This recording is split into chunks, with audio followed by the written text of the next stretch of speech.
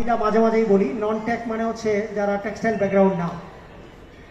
I was the member of non-tech, but I have finished my MBA course from the tech technology. বলতেছিলাম যারা non tech আছে তারা কিভাবে ভালো করবে, how to reach his goal or how to work with the textile people, because তারা 4 বছর পার করার পরে আপনার থেকে ভালো জানে। Maybe he know the many thing regarding garments and textile industries.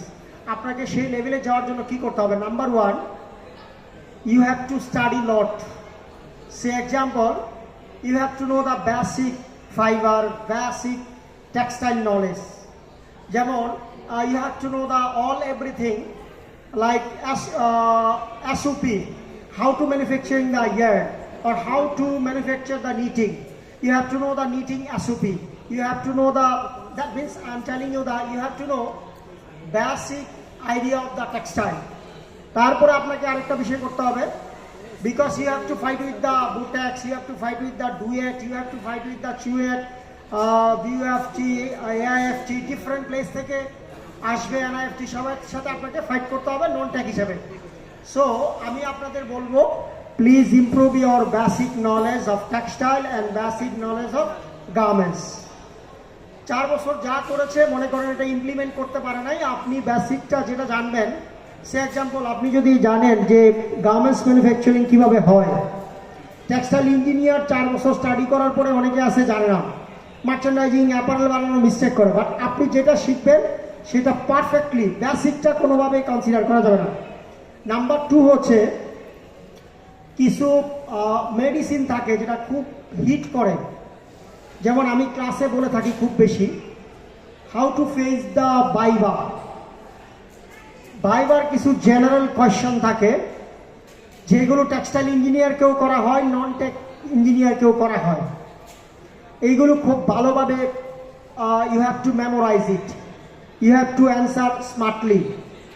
Number 3 বলবো ইংলিশ এবং computer, there is no compromise, because if you know English well you can raise your hand. I am the non-tech, but I am fighting with the tech people. Clear? Number 3, computer আপনি যদি বলেন আমি basic computer পারি, no. আমি অনেক জায়গায় বলে থাকি directly, someone doing manual consumption, they are taking to make consumption and costing. একটা basic T shirt consumption costing দিলে 30 মিনিট কিলিং করে ফেলতেছে, but you can do it within 3 minutes, maximum 10 minutes. Because after receiving the tag pack from customer, or after print out it, or after receiving the sample, you observe it very carefully. Whatever you receive, number 1, fabrication, fabric key, accessories key, মানে basic জিনিসগুলো কোনোভাবেই compromise করা যাবে না। আর number 4 বলবো communication, smartness বলেছি, leadership বলেছি। Communication মানে লিডারশিপ মানে হচ্ছে communication. Good leadership must be, they have to know the communication ছাড়া গুড লিডারশিপ হওয়া পসিবল না। Clear sir? তাহলে নন টেক হয়ে ফাইট করতে হলে টেক্সটাইল পিপলদের সাথে কি করতে হবে? নাম্বার 1 লাগবে কি বলেন sir? Basic knowledge of textile and basic knowledge of garments, এখানে কোনো কম্প্রোমাইজ করা যাবে না। তারপরে লাগবে কি? English and computer. নাম্বার 4 লাগবে কি? স্মার্টনেস বা লিডারশিপ or কি? স্মার্টনেস। Thank you.